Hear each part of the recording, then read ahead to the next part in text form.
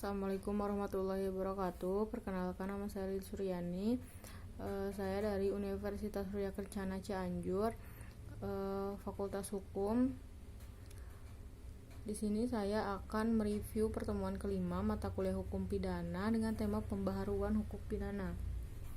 Di sini saya akan menjelaskan tentang sejarah, alasan pembaharuan KUHP, dan cara melakukan pembaharuan KUHP itu sendiri.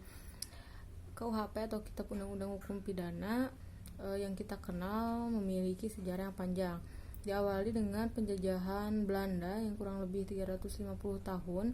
Meskipun sebagian besar penjajahan itu diawali dengan monopoli sumber daya alam yang ada di Nusantara atau Indonesia pada saat itu. Kemudian ada penjajahan yang dibawa oleh negara Jepang kurang lebih 3,5 tahun. Kemudian Indonesia merdeka pada 17 Agustus 1945. KUHP sendiri berasal dari Prancis yang pada awalnya itu berisi tentang aturan-aturan raja yang disebut dengan Kode Napoleon atau Kode Penal. Kemudian dibawa ke negara Belanda yang dikenal dengan Wetboek van Staffrecht.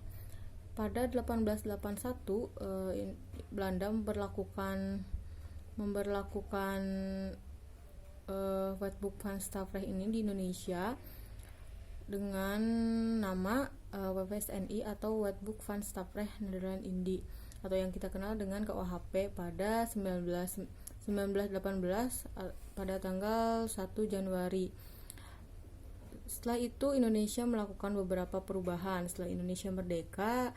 Contohnya Undang-Undang Republik Indonesia Nomor 1 Tahun 1946 pada tanggal 26 Februari 1946, yakni kerja rodi yang dihapuskan, terus denda yang digantikan dengan rupiah atau bukan dengan mata uang Belanda pada saat itu. Dilanjutkan dengan alasan pembaharuan, alasan politis. Di sini ada 4, alasan politis, sosiologis, praktis, dan adaptif.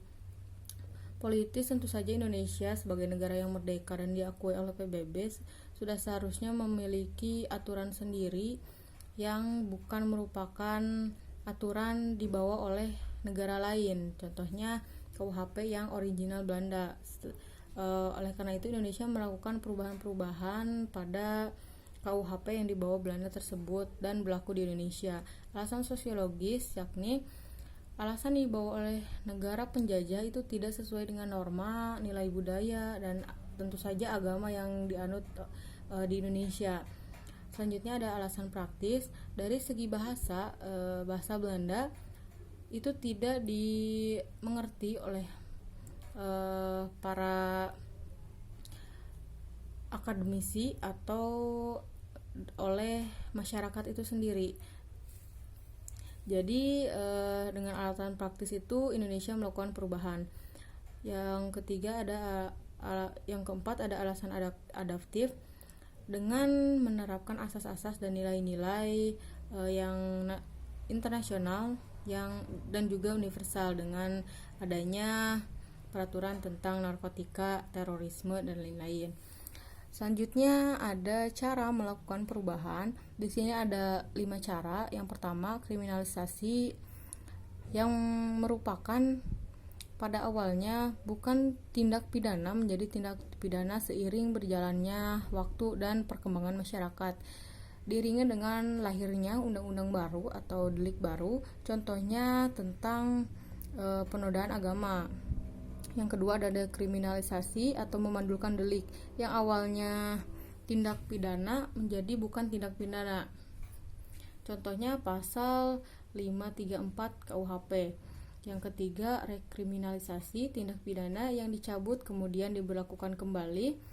Kemudian depenalisasi, yang memungkinkan untuk mengganti sanksi kurungan menjadi administrasi. Yang kelima ada miti kering. Miti kering ini sanksi yang berat menjadi sanksi yang ringan. Contohnya hukuman mati menjadi penjara seumur hidup. Mungkin sekian yang dapat saya jelaskan.